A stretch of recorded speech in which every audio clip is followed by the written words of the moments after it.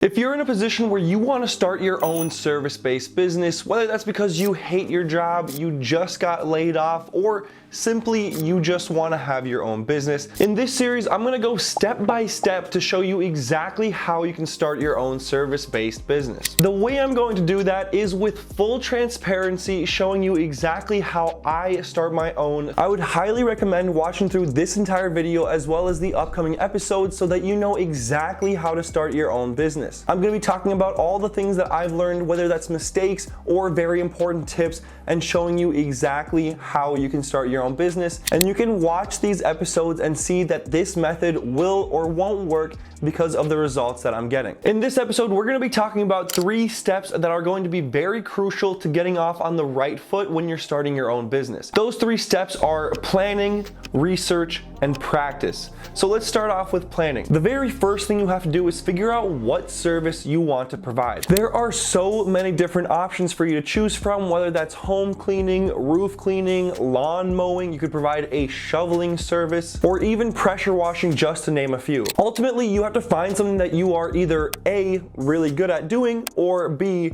can reasonably learn the skill well enough to provide it as a service. Along with that, it will probably help if you figure out something that you're actually passionate about doing. So for my case and the case of this video series, we're going to be doing automotive mobile detailing. I actually have a lot of experience cleaning and detailing my own cars over the years, as well as some experience in the industry when I was younger. And on top of that, I'm somewhat passionate about cars in general, so that makes it the perfect service for me to start offering. Now that we know what service we want to offer, we've picked something that we're actually interested in, that's going to be all that we have to worry about for the planning in this episode. With that, we're swiftly moving on to step number 2, which is research. When we plan on selling this service, we have to know what we're doing, and we should probably compare it to some level of standard. This is where researching about your service is going to be extremely important, because you have to make sure that you're able to provide it at that same level as other competitors are, so that customers want to keep coming back to you and they're willing to spread your company by word of mouth. Along with knowing exactly what you have to do, you probably are interested in what tools you need,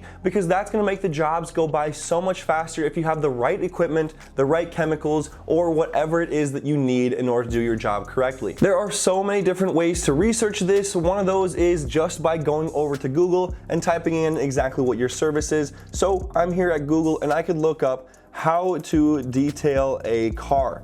And right here, we're gonna get a bunch of YouTube videos. We even have one from Home Depot, which is a little bit crazy. We can also start looking at Reddit, but this is just one way to figure out exactly how to do it. And you can start going down the rabbit hole, because in my case, there isn't just one detail, there's also interior and exterior details, and then you can start getting more into the nitty-gritty and start learning about exactly what those steps are. On top of that, you can also go over to competitors' websites and see what they're posting, what their steps are, what their prices are, and this is something I would highly recommend you do. So in my case, I've just looked up mobile detailing near me, and we can find something like this, greater detail right here, and we can see the complete interior detail, their mini interior detail. We can see what their prices are for different car sizes. We can also read what the steps are. So right here we can see complete interior detail. It includes vacuuming, wipe down dust and debris, and we provide dressings to protect vinyl, plastic, and leather. Now, just from that short description, I know exactly what my company should be able to offer, and I also start looking at these price ranges, figuring out what is reasonable. Now, I'm not just gonna look at one company and copy exactly what they're doing. I'm gonna do a mix of my own research as well as looking at what these competitors are doing, and at the same time I'm going to start keeping in mind what their prices are. As I said earlier, it's also really important to know exactly what tools you need, which you can also find just by doing a quick Google search. So here I've looked up what tools you need for a complete car detail, and here are some of those tools, like a vacuum cleaner, which obviously a detailing steamer, detailing brushes, things like that. Now I would go through, figure out exactly what I want my process to be when I'm detailing, whether it's an interior detail or an exterior detail, and I would consider what products and tools I need to use for those steps. When it comes to researching what tools and things you need to buy for your business, in my case with the mobile detailing business, this is what it ends up looking like.